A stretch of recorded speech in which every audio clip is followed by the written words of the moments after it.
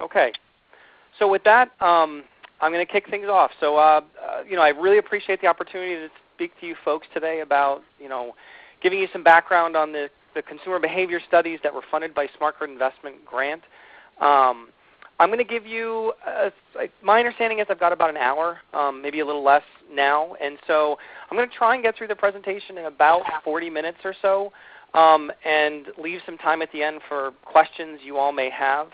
If you've got clarifying questions as we go through, please don't hesitate to stop me and ask them. But if you're looking to get into some more substantive discussion, I definitely appreciate if you sort of hold off until the end. So with that, let's get started. So I'm going to, sort of an overview of what I'm going to talk about, give a little bit more of a background than Lisa just provided about the Smart Grid Investment Grant itself and how these consumer behavior studies fit into it.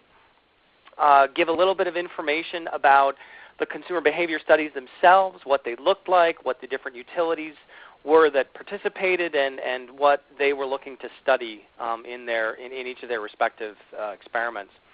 Provide some insights and findings that we've collected over the last couple of years, and then talk about some next steps that are going to be where we're going to have a lot more robust results coming out in the near future.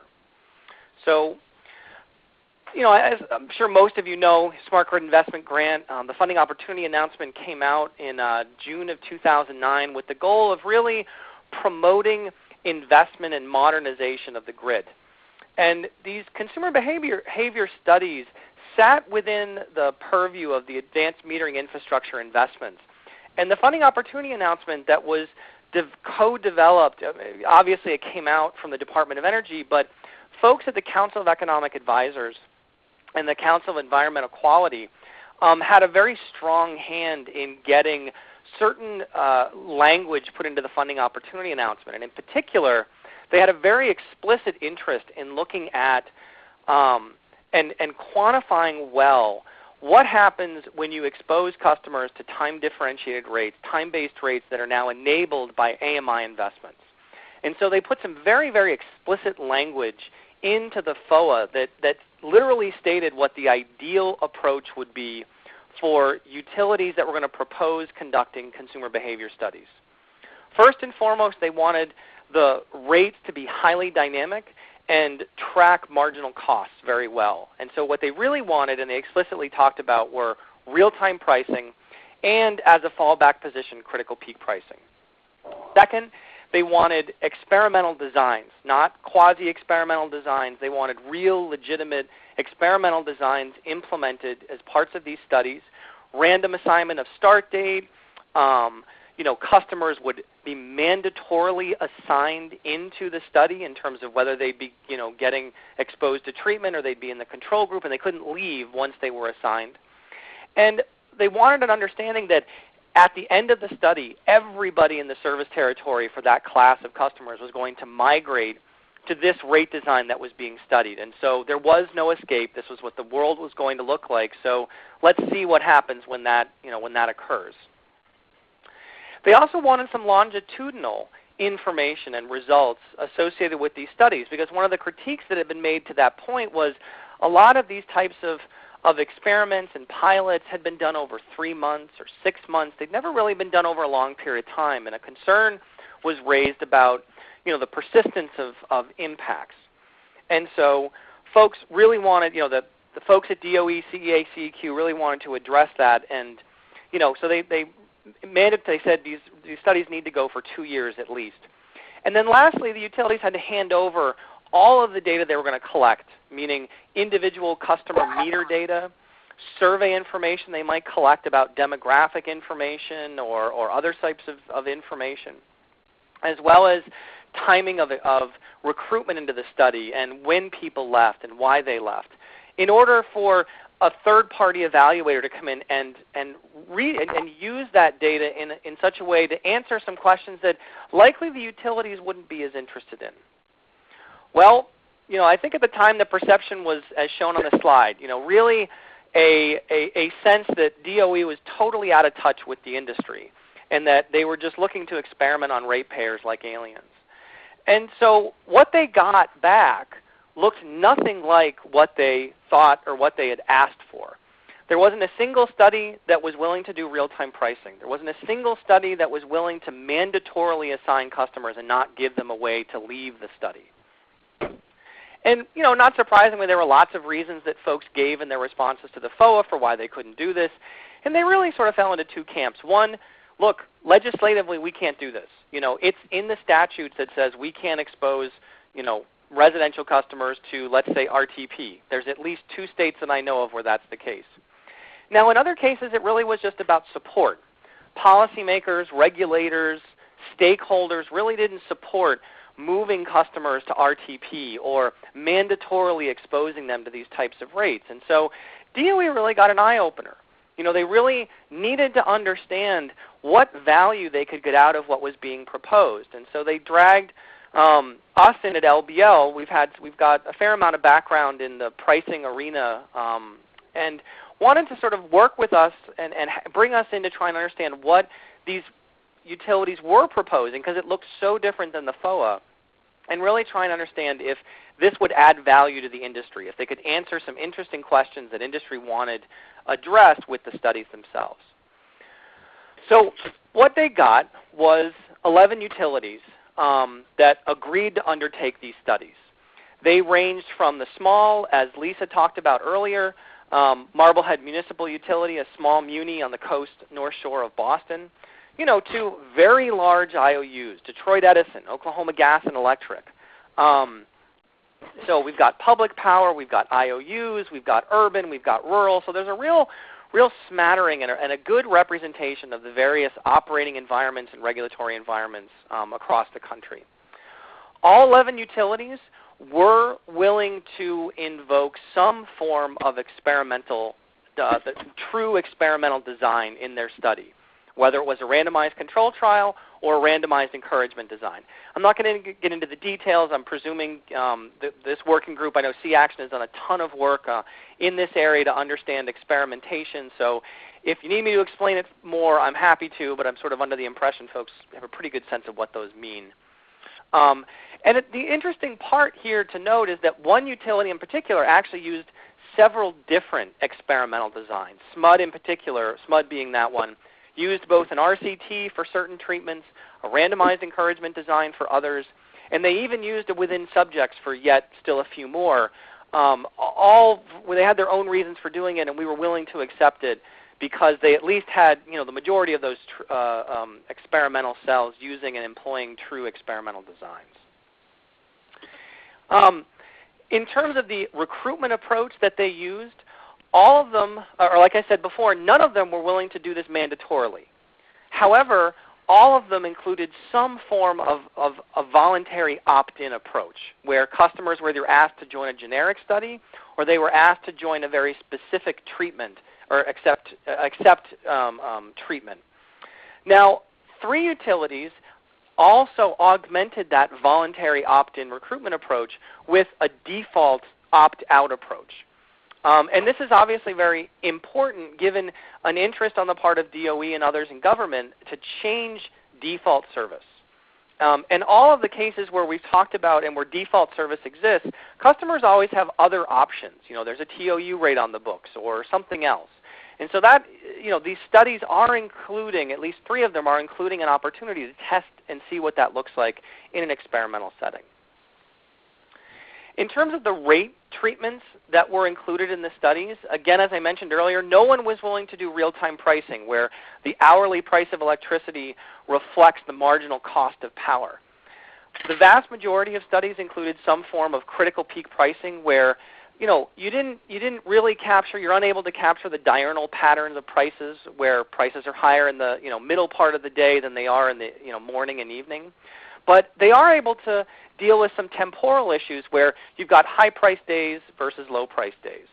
And so CPP really captures that well. Time of use rate gets the diurnal pattern correct, but doesn't have that dynamic day. Each day is always the same schedule of prices. It doesn't capture the high price, low price days that occur throughout the year. Whereas a variable peak pricing rate really does both. It captures the diurnal pattern. Prices are high in the middle of the day, lower in the off-peak periods. But it also reflects the day-to-day variability in wholesale prices or marginal prices. And so those 3 rates were really the ones that folks chose to include in their studies. As you can see from this slide, 8 studies included some form of critical peak pricing. 6 actually overlaid that CPP on a time of use rate. One study even went so far as to look at both critical peak pricing as well as critical peak rebate or peak time rebate. I personally don't like that term because I think the mirror image of CPP is critical peak pricing. The mirror image of that is critical peak rebate. So anyway, I'm trying to get people to go along with my naming convention. I'm not sure how successful I'll be. But one study included both of those as different treatments, and even a third treatment that transition customers from a critical peak rebate 1 year onto CPP in the 2nd year. And this is something that's oftentimes been proposed in industry as a way to sort of get customers comfortable with demand response. Let's have a no-risk, high-reward opportunity in critical peak rebate, get people comfortable with this, and then migrate them over to a CPP rate where the rate they actually pay for power goes up substantially. So this utility was really looking to see, this utility being Green Mountain Power, they really wanted to understand if that was a valid transition, how customers felt about that rate, and whether the load impacts were any different when you migrated customers versus when they stayed on the rate, the same rate for 2 years. And then lastly, we've got 2 utilities that are using some form of variable peak pricing. Again, it's that sort of hybrid TOU CPP type rate. And it differed between OG&E and Vermont Electric Cooperative. OG&E basically preset 5 prices for the peak period and told customers a day ahead of time, you get the low price, you get the medium price, you get the high price, you get the critical price. Versus Vermont Electric Cooperative that tied their peak price to the wholesale market. So very interesting application of this VPP rate in 2 different areas of the country.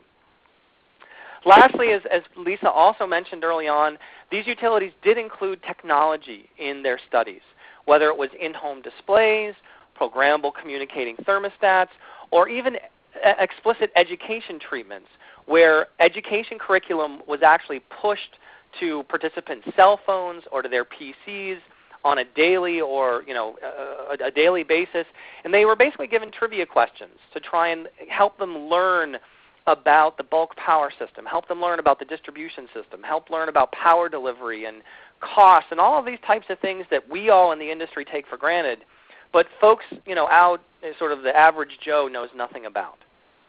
And then lastly, one utility that explicitly included a web portal and various levels of access to data on that web portal. The last thing to note is sort of the schedule that they had for their studies themselves. And this slide really illustrates the variability that we had. We ranged from Oklahoma Gas and Electric that largely showed up with a study design in hand and really hit the ground running immediately, to NV Energy that literally just finished up its first year in the field a month or so ago. And so we've got folks all the way in between. Okay, so now that you've sort of got a sense of what these studies looked like, who are the utilities that are running them, and what they included, let's talk a little bit about what we found so far coming out of these studies. First and foremost, talking about recruitment. Obviously, this is an important aspect of these types of studies if one is interested in rolling them out in a more general sense. Regarded, it's a little different. Customers respond differently to a pilot or an experiment than they do to a full-fledged rollout. But you can certainly learn a lot from just looking at some recruitment figures to have a sense of how well did you market this? How well did you sell this? And also looking at the differences between opt-in and opt-out recruitment levels, and to see if what is at least in theory being predicated that you're going to get a whole lot larger, higher acceptance rates in opt-out than in opt-in actually comes true when you do it in practice. And as you can see from the graphic here, that is in fact the case. Recruitment rates were around 80 to 90% for the cells that included some sort of opt-out provision. And they ranged between 5 and 25% for those cells that were looking for volunteers. Now, that's a pretty high degree of variability, and we'd love to try and better understand what drives those differences. But if you know about experimentation and the fact that experiments allow you to derive some causal inferences, it's only in those cases where the experiments are actually designed in such a way that we can derive those causal inferences, that we can begin to understand something about what drives these differences in acceptance rates. And so let's delve into that a little bit, because there were at least a few utilities in which that was the case. So first and foremost, are there differences in acceptance rates when you offer customers different rate designs? That, I think, is a very foundational question. Are customers more responsive to time of use than critical peak?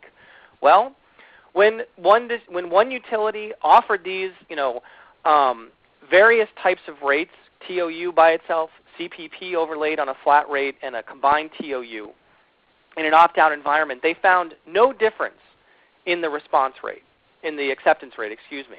It was 78 to 80%, almost exactly the same across the three cells.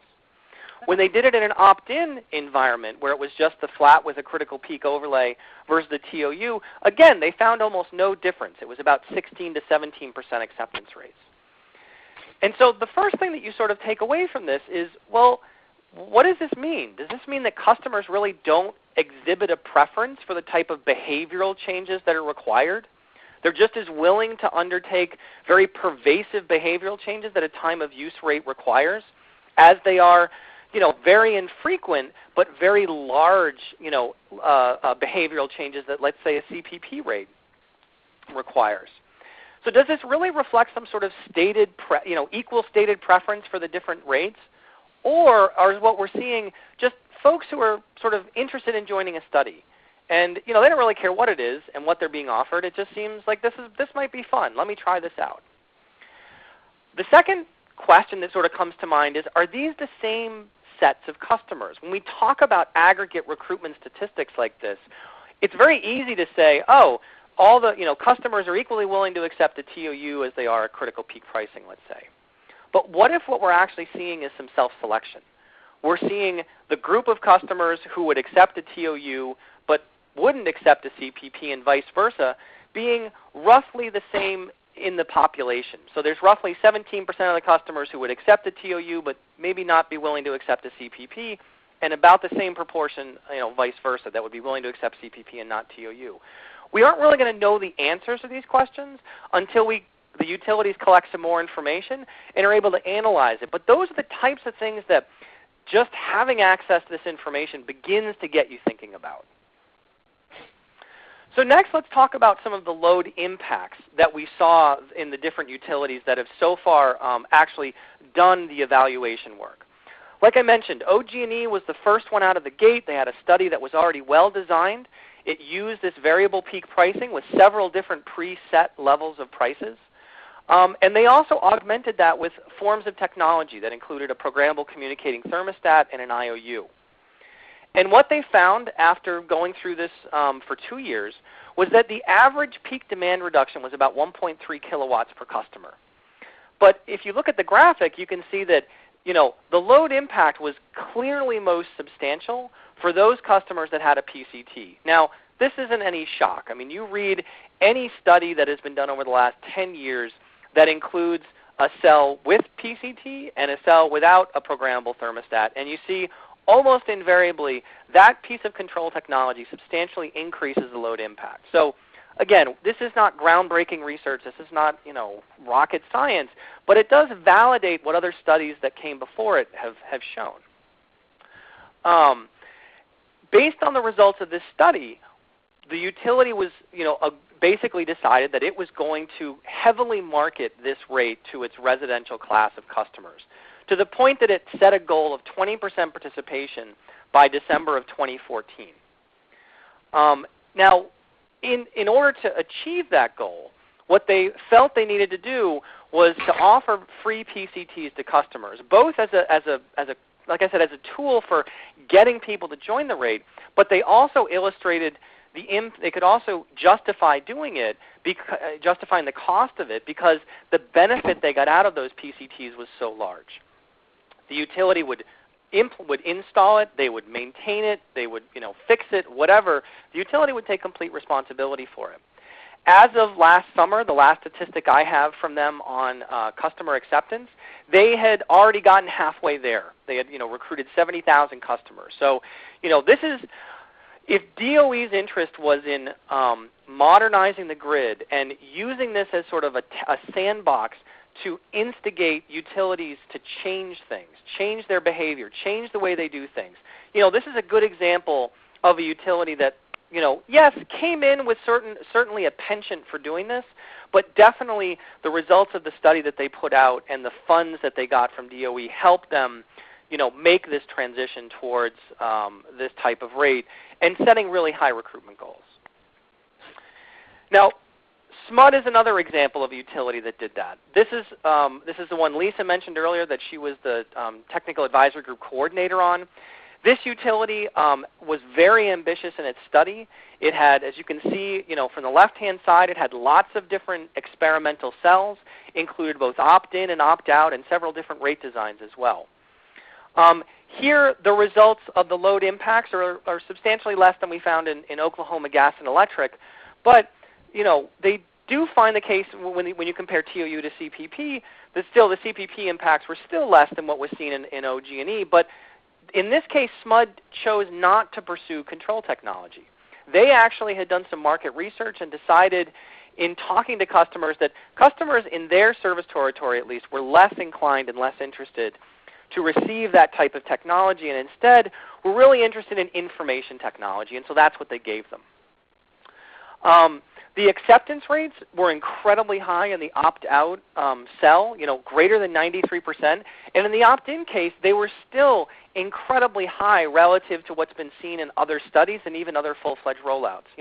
16 to 18%. These were very ambitious goals, and they did a lot of work to get those numbers and achieve those goals. What they also found, though, is that the attrition rates were very low. One of the things you often hear about is, oh, well, if we're going to just default all these customers onto some sort of time-based rates, at some point they're just all going to leave en masse. Or at least the attrition rates are going to be a whole lot higher than in the opt-in case. And what we found is, what SMUD found was that really wasn't the case. At most 2 to 4% of customers opted out after the study began, versus 0 to 2% in the voluntary treatments. So based on these results, what SMUD wanted to do is understand, well, okay, my goal here is to offer this rate down the road.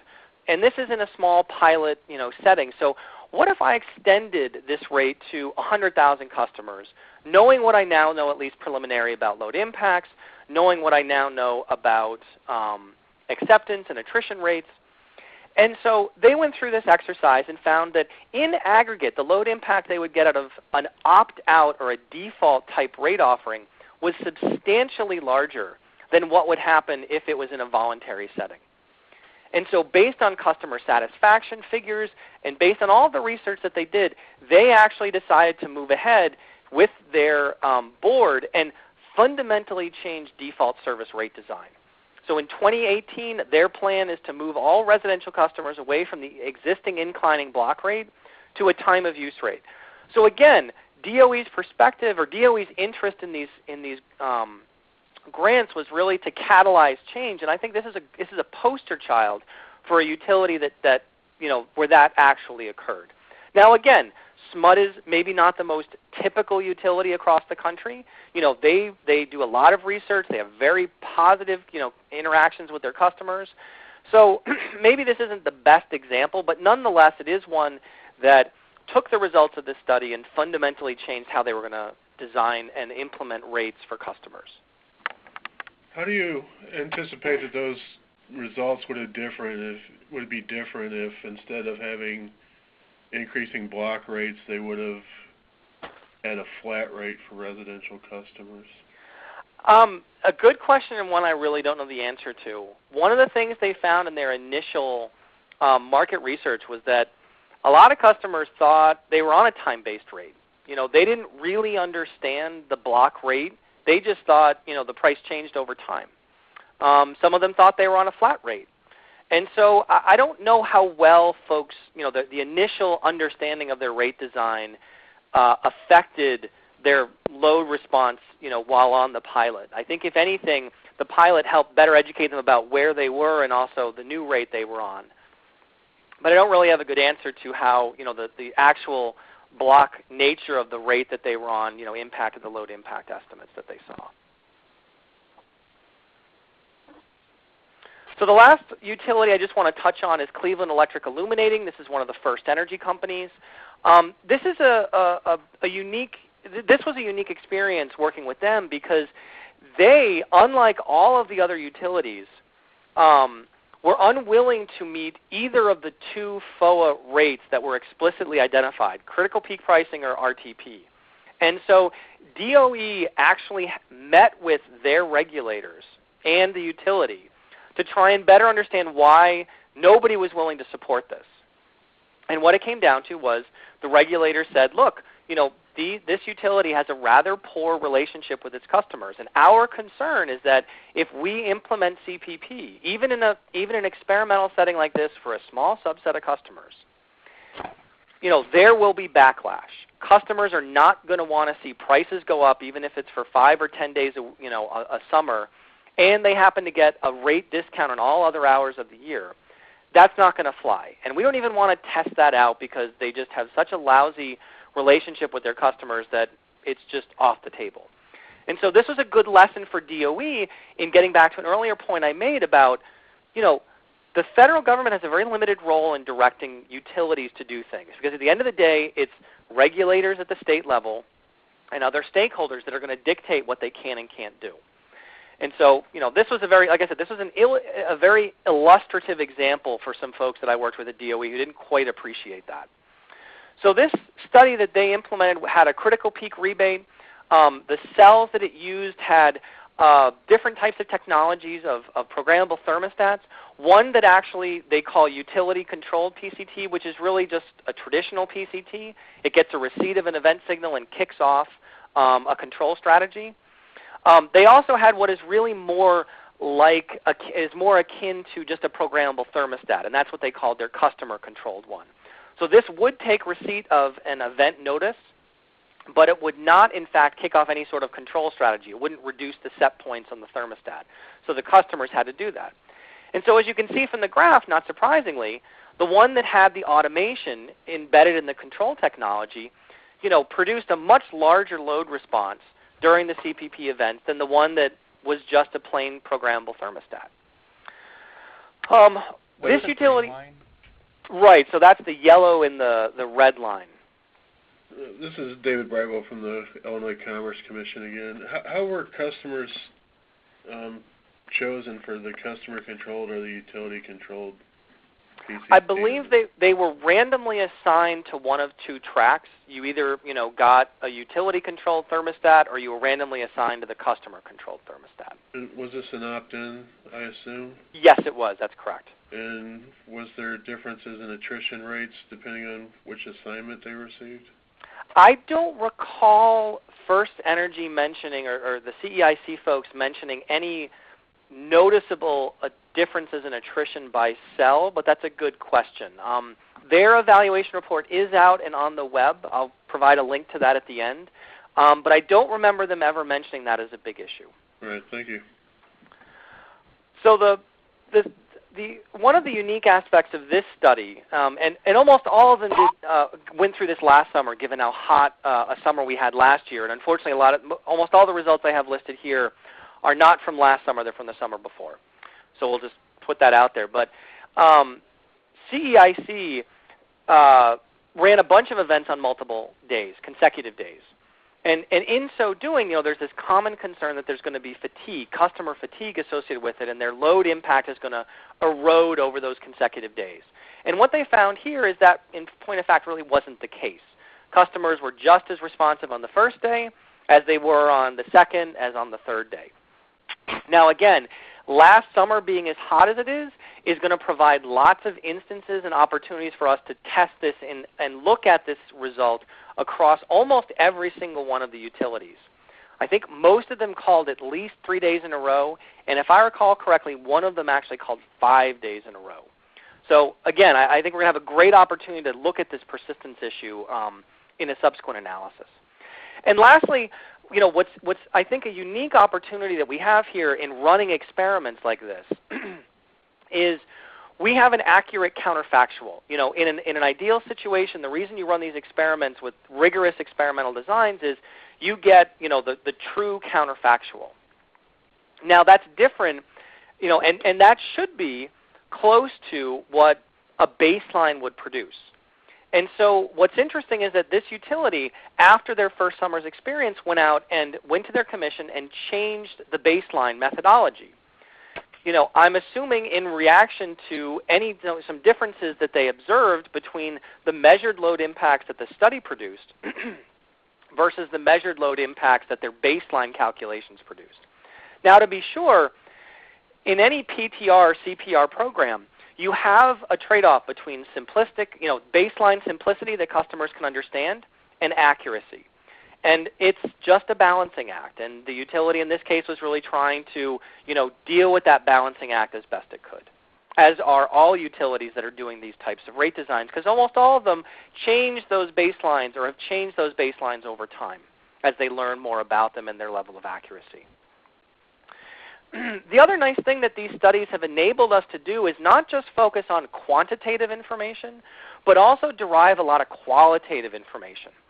Early on, we created what we called the CBS Utility Forum, and what it was an opportunity for all of these utilities to meet once a month on a conference call in a relatively safe and incubated environment. It was just them, myself, and a facilitator.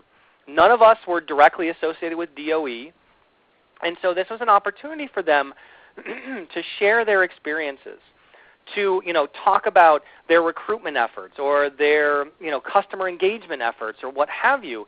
And so as they were learning from each other and sharing these stories, we were able to collect that information, synthesize it, and put out a set of qualitative lessons learned that was reflective of sort of the experience that people shared, the utility shared, but maintained anonymity. So you didn't get one utility called out as being really bad or one utility being called out as really good. There was this sort of safety in numbers and anonymity that meant they were willing to allow these types of conclusions to be put out there.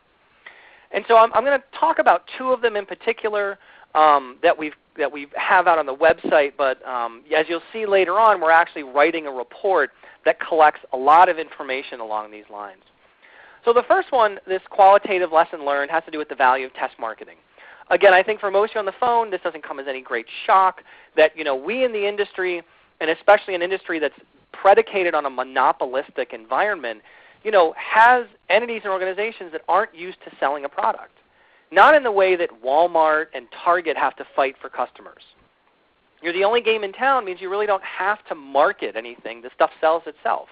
And so a lot of utilities in this study I think are similar to a lot of utilities that at least are out in the industry, come to this with the presumption of like, well, here's how I think of it, and here's how I think of these rates, and here's how I would market it to myself. And so I don't really have to spend a lot of time. Maybe I don't have to spend a lot of time and effort. I don't see the value in spending a lot of time and effort on marketing efforts.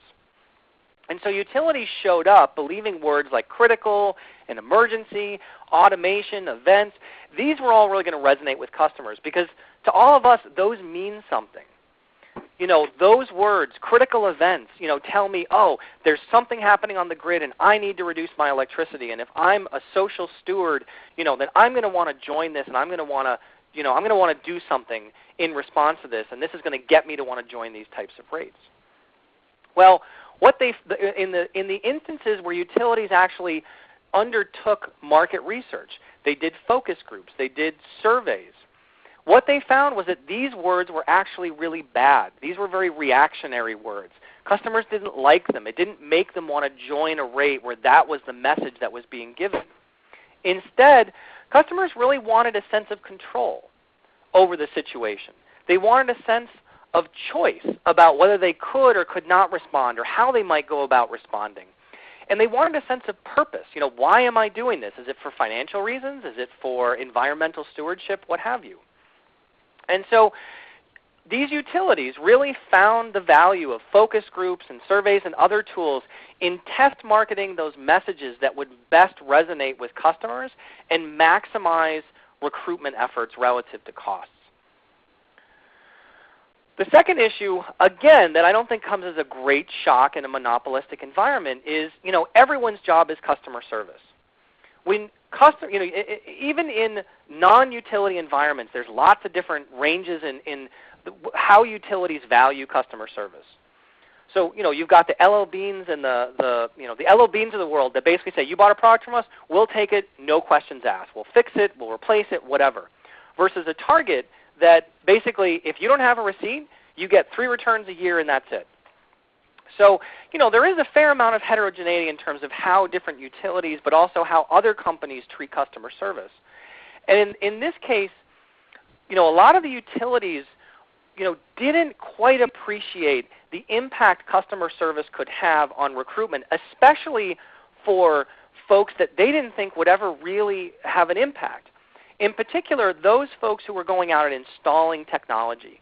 They never thought of those people as customer service representatives. A lot of utilities used internal folks who were never used to interacting with customers, or they used outside contractors. And what the experience showed was a bunch of those people didn't appreciate their customer service role either. These contractors or these internal folks would show up at a customer's house, and in some cases, they would badmouth the utility. They would badmouth the technology. They would badmouth AMI. They would just, they wouldn't really be a good representative of the customer or of the utility. And in so doing, they, in some cases, actually sort of convinced customers to get off of the study, even if they had initially said they were going to do this. And so it had very negative impacts on customer engagement efforts. Now, to be sure, this wasn't across the board and this had huge impacts, but it was a lesson that all too many of these utilities learned the hard way after expending efforts to get customers in the door, get them recruited into the study, only to find out that they were leaving because of what their contractor said about the PCT that was being put in. And so a lot of utilities are now, these utilities that participated, have now integrated customer service skills into their hiring practices. And this is not just for their, obviously, CSRs, but this is for anybody who might possibly come in contact with customers, meter readers, meter installers, whoever. And so this was a very valuable, but again, somewhat painful lesson for some of them to go through. So that's a sample of sort of what we found so far, both in the qualitative and the quantitative. And so I want to get into a little bit more information about next steps in terms of our research agenda. So as Lisa mentioned early on, LBL is not only managing this effort, but we're also doing the evaluation on behalf of the Department of Energy. And we're running 2 sets of analyses. The first really is one that summarizes what the utilities themselves have found, and that's largely what you've seen so far. The second is an actual analysis of the utilities' raw data. And here we're looking to do very targeted but deep analysis of important policy topics. So I'm going to talk about each of these different groups or areas of analysis in more detail in the next couple of slides. So first, on this summary of CBS program impacts, here we're looking to look across the utilities and gain some insights into what the utilities found about load impacts, what they found about customer acceptance and attrition, and what they found about bill impacts. Now, unfortunately, not every, I provided every utility with various sets of guidance documents from the beginning of the study in terms of design, experimental approach, rate and non-rate treatments to include, all the way to the end in terms of how to do their evaluation, and even what I want the evaluation reports to look like. I literally have an outline, an annotated outline. I've given all of them. But I have a rather short stick in order to enforce those types of things. And so, to the degree to which folks are introducing and including this information in their report, we'll be able to collect it all into one place, synthesize it, analyze it, and try and see what we're learning by looking across all of those different evaluation results. There are 2 reports that are going to come out in this area, one at the end of this calendar year, And that will include whatever information we have available to us. So however many of the reports are out by this summer, well, those are the ones that we'll include in the report by the end of the year. Then we'll have a final report that basically updates the first one with the last couple of evaluation reports that come in the intervening time period. Now, to me, the more interesting set of issues is this deep dive evaluations of targeted policy issues.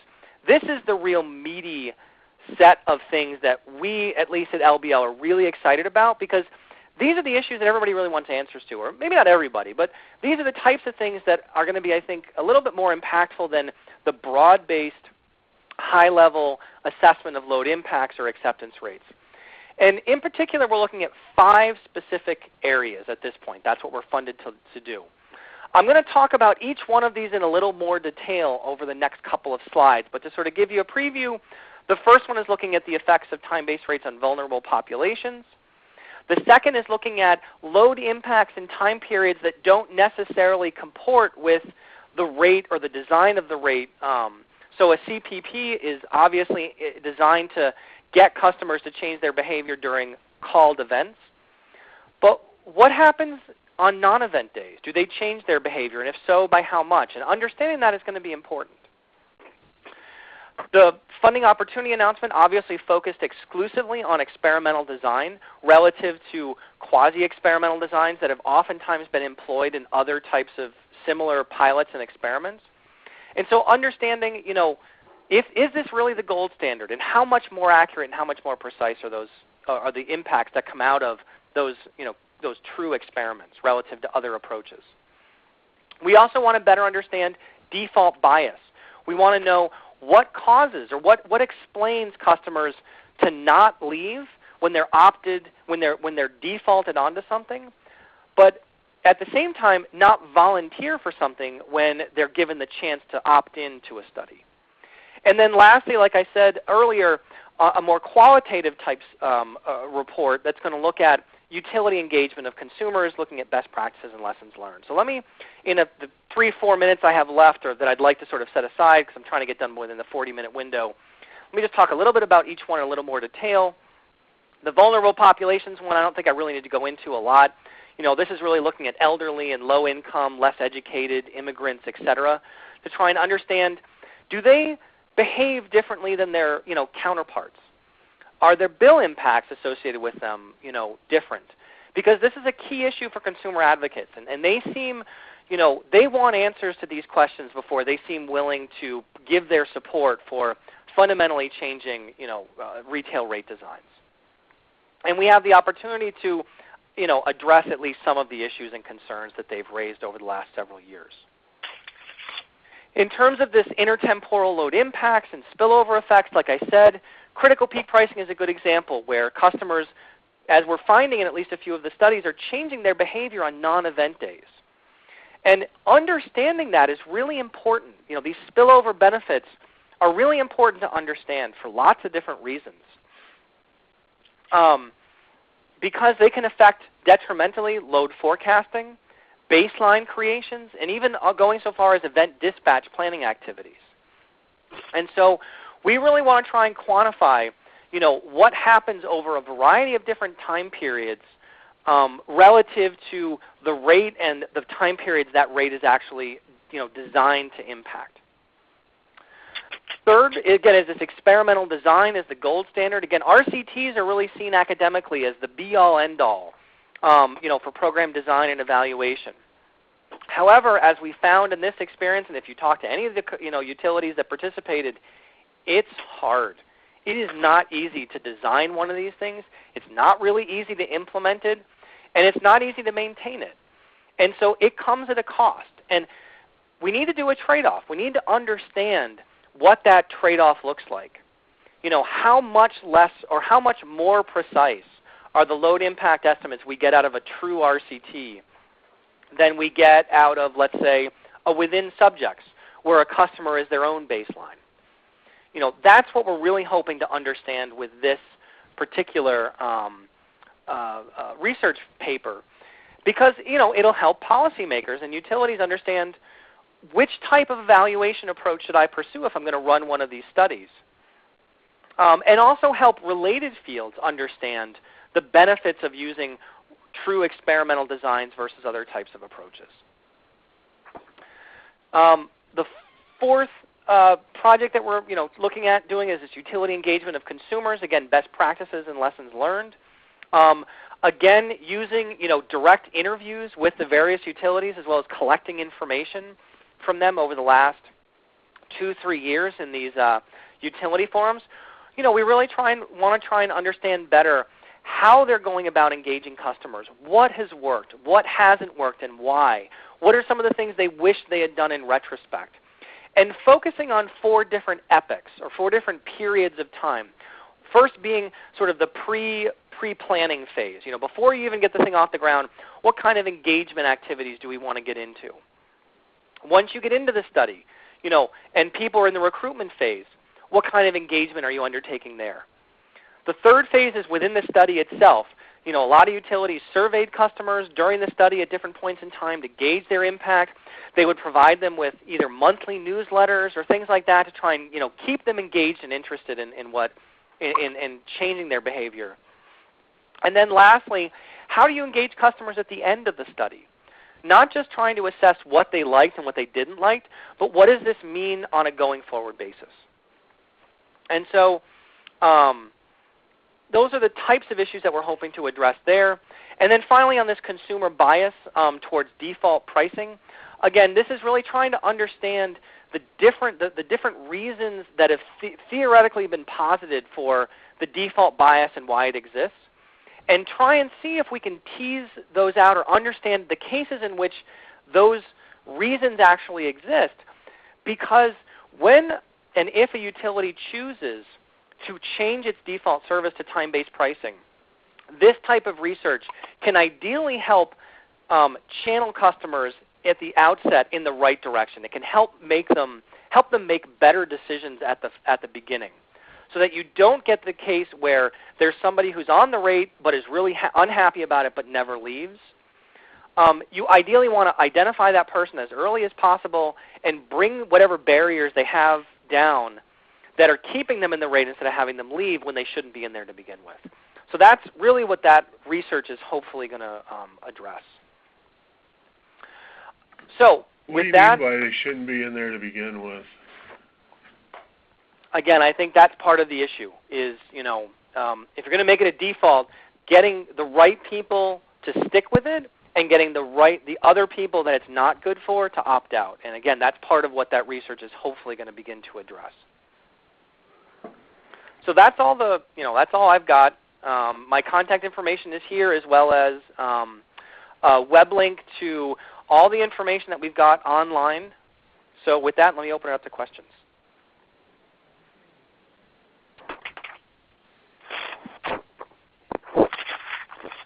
I'll ask a question. This is Lisa. Pete, if you're a public utility commission staffer, or say you're on the board of a consumer-owned utility, and you really think this is important to, for integration of renewables, to reduce peak demand, what do we have today? Before you do all these good meta studies, what do you have today that you think would be really you'd really hone in on for advice based on the work that you've done so far? I would say the stuff you saw today. Customer engagement is one of the biggest things that dictates success or failure. If you're gonna pursue, whether it's a pilot or you're gonna pursue a full-fledged rollout, you have to have a level of dedication at the utility that starts at the top and works its way all the way down. What I've seen in all of these utilities is, SMUD is a great example that says, for us to just do this study, we had to create a mini SMUD. We literally had a representative from every single nook and cranny of this utility somehow integrated into the experiment itself. And I think that's representative of the fact that means this has to be a dedicated effort. And getting resources to do these types of studies is not easy. And it's certainly not easy when, some people don't necessarily view it as a mission-critical activity. And so in the grand scheme of things, if folks at the top, communicate that this is an important aspect, that there's enough budget set aside, to do a good job, and that resources can be brought to bear, then I think it will be successful. But if you shortchange not just the financial aspects, but if it's not viewed as an important thing, then getting the load forecasting guys is challenging. Getting access to your marketing team may be difficult. Getting access to the rates people, they got lots of other stuff to do, may not be easy to do. Getting back to the customer engagement side, that's the other piece of this, is that the utilities that were most successful in meeting their recruitment goals, and also I think in levels of satisfaction of customers, they were the ones that really spent a lot of time and effort understanding what customers wanted and what was going to motivate them to join and then stay on. And that, I think, was a really important element relative to the ones who didn't go through that. I think were oftentimes challenged either at the initial stages of recruitment, or they had, in one case, we had an attrition rate of over 75%. The entire study had to be scrapped. So I think those two aspects are of commitment at all levels of the utility, and also at the commission. The commission saying, this is important. We really want the utility to do a good job of this. And so we're going to work with you. We're not going to we're not going to penalize you if for some reason something doesn't go according to plan, because this is a pilot, this is an experiment. It's not supposed to be 100% successful.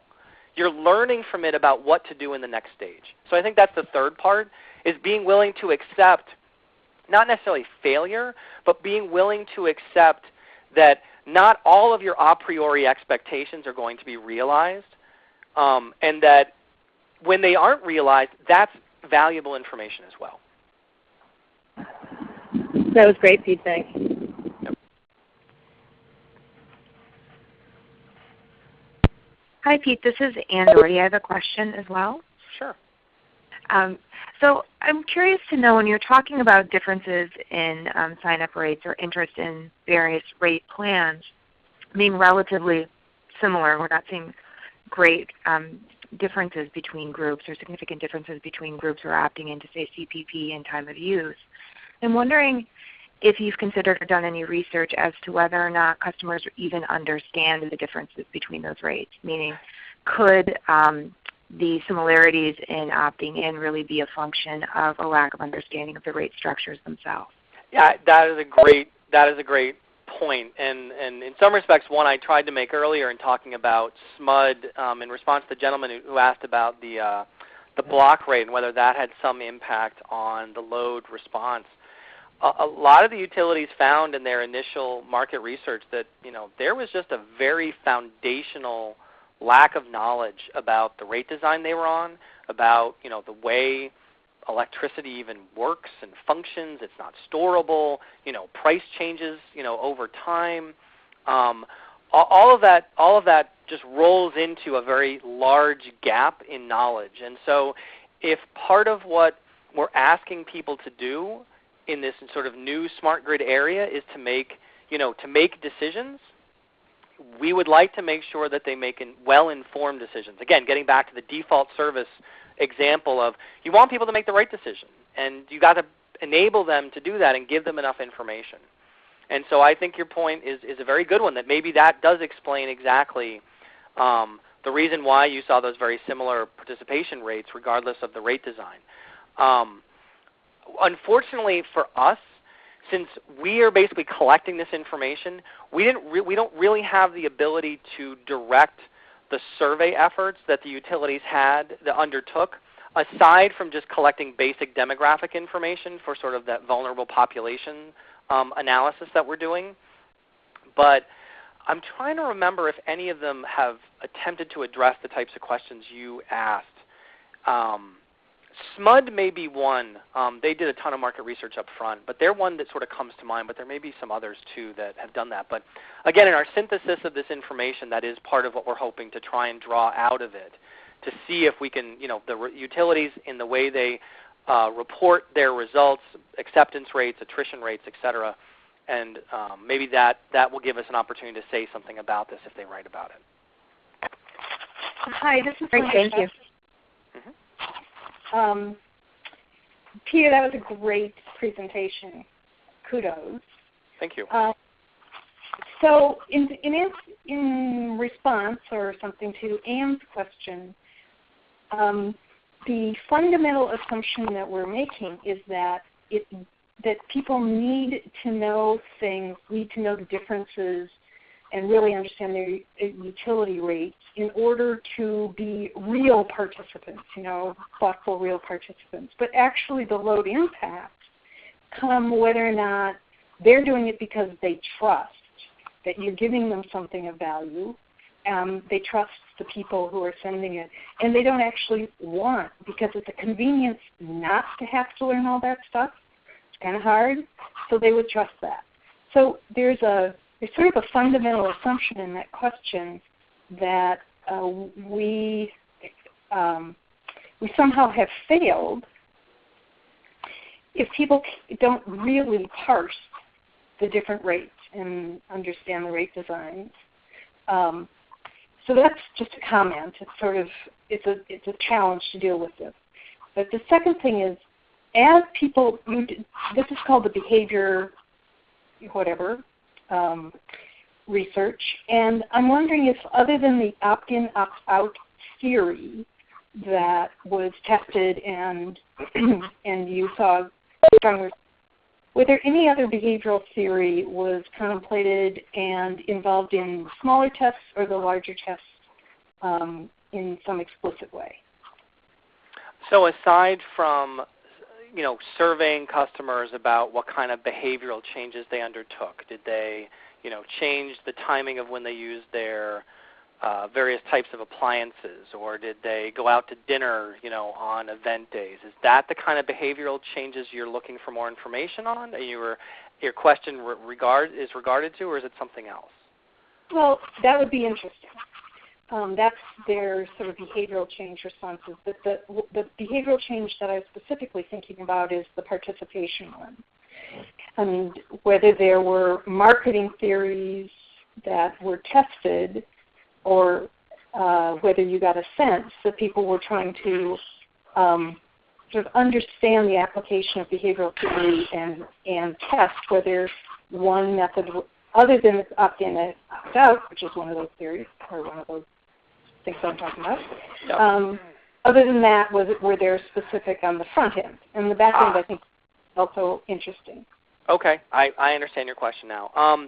So what I think, again, getting back to the comment that I've sort of made throughout, that the level of funding and effort put into marketing and market research really varied across the different utilities, to me illustrates that not a lot of them had a good foundation in sort of behavioral theory and what different theoretical approaches one could use to engage customers in this. I will say I think there's at least one, maybe two utilities that probably did do that. I'm not positive, but I know Craig Boyce of Boyce Dunham Group is one of the main contractors working for NV Energy. And I believe they did an inordinate, and I shouldn't say inordinate, they did a lot of preliminary research as well as throughout the study to try and understand from a behavioral standpoint what people did. But I think in some respects what your question also gets at is, did anybody experimentally control for different messages or different approaches to recruiting customers? That's almost what I took away from your question. I would love to say yes, but unfortunately the correct answer is no. Nobody that I'm aware of experimentally controlled for various approaches to marketing and recruiting customers. The focus of these, if you go all the way back to the FOA, was all about, for better or for worse, load impacts.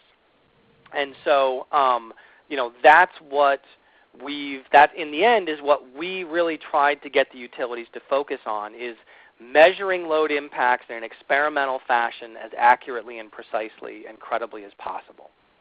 It wasn't. Yeah, I was curious. Yeah. I didn't expect it, but I just wanted to check to see if that was a facet of this. Yep. Peter, this is Yep. Tim Kraushaar.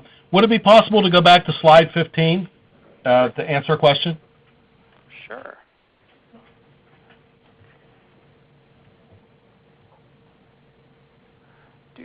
Okay. Okay. Looking at this, and this is basically a graph of both the opt-in and the opt-out programs, and it looks like there's a cluster of data in the opt-in programs that, like you said, are between 5 and 28%. So across all of the different marketing programs, good or bad or whatever, I mean, there wasn't a whole lot of variability in that, opt-in, versus like opt-out, where you got looks like 78 to 87%. But there's a gap in between those two, and maybe they're the whatever customers, and they would have done whatever. To opt in, you had somebody that had to take a positive action to opt in, and to opt out, someone might have said, I don't want to do this. I'm going to take a positive action to opt out. But the gap in between them seems to be the what I call whatever customers, and it didn't really matter one way or the other which way they were in it. I mean, do you see that? Yes. So in our default bias analysis, this is actually the set of customers we are most interested in for exactly the points that you're talking about. These are the folks that didn't opt in, but also didn't opt out. And so, what is it about them? Why did they choose to not volunteer, but yet not leave when they were defaulted onto it? And so that, to me, and to, I would say us in general, is a really important, we need to understand that better to make defaults, to changing time-based rates to, as default service rate designs as successful as possible. I mean, if 5 customers can complain to a commission and potentially undermine the ability, to offer these types of rates in default, all of a sudden we change default service, and you get 5 or 10 customers that complain about the situation, and a commission feels compelled at that point to do something about it, as they sometimes can. It's in a utility's best interest to cut that off, beforehand, and try and channel people to make the right decisions. And understanding what motivates those folks in the middle is, to us, one of the most important things that we'd like to come out of this effort. Right. I mean, it looks like there are more people that actually did something to opt out than actually did something to opt in. Right. Yeah, and those are the folks that would be making complaints to the commission about these types of things. So there's a positive aspect. There's a looks like a greater negative aspect, and then there's this aspect of like, well, whatever whatever you give me is fine with me. Yeah, we call these folks the complacents. The whatevers, the complacents. They're just they seemingly are happy with where they are. But I guess I wouldn't necessarily draw the conclusion that they are worse off. And that's, again, part of the research we're trying to do, is that some of these customers may have, by being defaulted onto it, initially they wouldn't have joined if you asked them to. But they're lazy, or they never got around to returning the postcard that said they didn't want to do it, or whatever. They stuck with it, and maybe soon afterwards realized, hey, this is actually not nearly as bad as I thought it was going to be. And so This is an example of someone who benefits from the default, from changing the default option. Now, again, there are those customers who you change the default option, and they're just as lazy, and they never respond to anything. But nonetheless, they gripe mightily about the fact that they're stuck on this rate, and it stinks, and I'm not making. My bill is higher. I'm not happy about the fact that you changed this rate on me, etc. Those are the people you also want to identify, and they're clearly worse off for the change. Mm-hmm. Very good. Thank you. Yep. Hi, it's David Brightwell from the Commerce Commission again. I was going to suggest something similar to one of your last points, was that I know in a couple of them you had studies that included both opt-in and opt-out for the same or similar services, and that one thing that would be interesting is to look at the number of customers that were in the opt-out that had that displayed savings or behavioral changes compared to just to see what percentage of those it was compared to the opt-in groups. Yeah, I know. I believe the customer applications program at ComEd that Bernie Neenan and folks over at EPRI evaluated, that was one of the things they did, correct, is they They looked at the overall opt-out population, found that basically on average, none of these customers responded.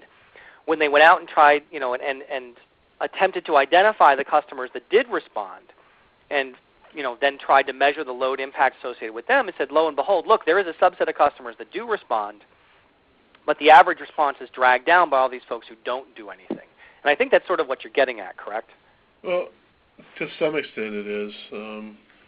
More or less what I was looking at is if you have a 5% response rate in the when you did the opt-in, and you had a 90% that stayed on it as an opt-out, but then it turns out that the 10% of the people on there respond when it's set as their default and everything, that you might actually find that you get greater overall savings from an opt-out rate versus an opt-in. And that's exactly what SMUD did. So I definitely went over that result a little too fast, because that is exactly what they did. And they said, look, if we offered, let's say, a critical peak pricing rate to 100,000 customers based on the acceptance rate we found and the load response, if we did that in a voluntary basis, we would see about 12.6 megawatt reduction if we sought volunteers. It was an opt-in. But if we did it in an opt-out world, even though on a per customer basis we got a whole lot less from each customer, we got a lot more of them exposed to this price, and in aggregate we would get over twice that load impact. We'd get over 30 megawatts. So that is exactly a validation of your point that in opt-out, it's highly likely the aggregate load impact is going to be a whole lot larger, but the per customer impact is going to be a lot less, because some folks do something and some folks don't.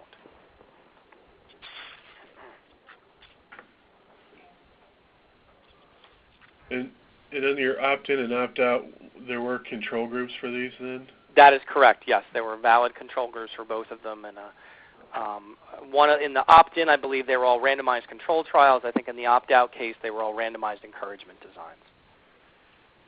So yes, there were valid control groups for both of them. Okay. A little bit of a technical question. I have limited experience with randomized encouragement designs. From what I've seen of it, it's both, you have two groups that are both in the program, but they alternate in between getting the notifications. Is that the way it was done here? No. In this case, the way a randomized encouragement design was applied was, it basically means people can escape treatment is sort of the way I like to think of it. And I'm a relative neophyte. Annika Todd, who's on the call, is a PhD. This is her bailiwick, so she'll hopefully correct me if I get this wrong. But the way I like to think about this is you randomly assign a group of folks to receive the critical peak pricing treatment. However, not all of them actually accept it. Right? Some folks decide they don't want it. But you have this external control group that you randomly drawed from the population, just like you randomly drew from the population the group of folks you were going to offer the CPP to. So in expectation, those two groups should have exactly the same load consumption patterns before the study begins, right? I mean, if you randomly drew both of them from the population, in expectation they should be the same. However, you can't then turn around and measure and analyze the people who accepted CPP relative to the broad control group, because the control group is comprised of people that if you had offered CPP to, some subset would have accepted it and some wouldn't have. So to make it comparable, you have to include in the analysis the people who escaped the CPP rate. And that's what in effect, that's what a randomized encouragement design does. It enables you to say, look, some people escaped treatment, and so I need to include them in my impact analysis. But what that means is that I need a much bigger sample size, because I've got these customers who aren't doing anything because they were never exposed to treatment. And so I need a much bigger sample size in order to really capture and quantify that impact of CPP. I don't know if that's a good example or a good illustration. There is, we as well as EPRI have written some documents on this issue. If you want some more references, I can certainly provide them. Okay, so if I understand what you're saying, you have a group that's solicited for treatment, and then you basically measure the aggregate savings of the entire group, whether they selected to receive the treatment or not. Right, exactly. Because that's to the control group. Right, because the control group is comprised of folks, again, if you had given them the offer of CPP, some would have taken it and some wouldn't. So Right. that's where you get a comparable. You make the assumption that the participation rates would be the same since the group's randomly selected? Exactly, that's correct. Okay. Did I get that right, Annika? She may have left. Yep. Oh, okay, good. Hey, Peter, this is Adam Cooper. I have one question about the acquisition cost for opt-in. Sure.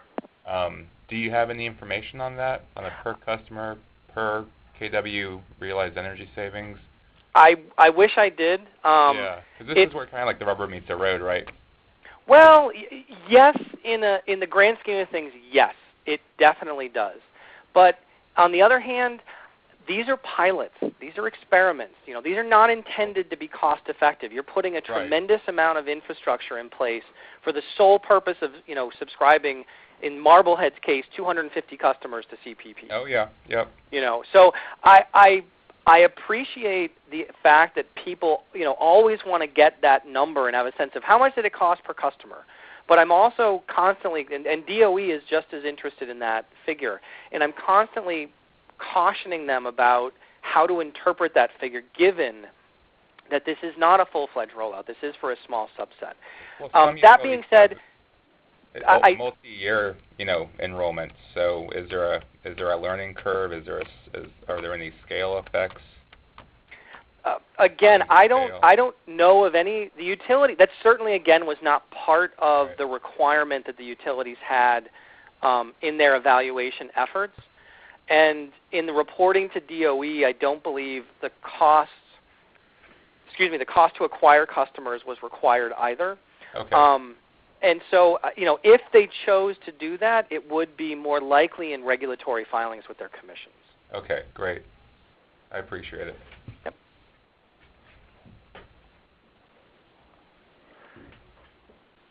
So we're probably out of time at this point. So thanks, Pete, for fielding all these questions and for your presentation. And you know, if anybody has any questions, I'm sure you can email Pete or you can email me, and we can pass those questions on to Pete. So with that, if nobody has any other thoughts, we'll go ahead and sort of end the call today. But thanks everybody for joining, and we'll sort of keep you posted on next steps for the working group.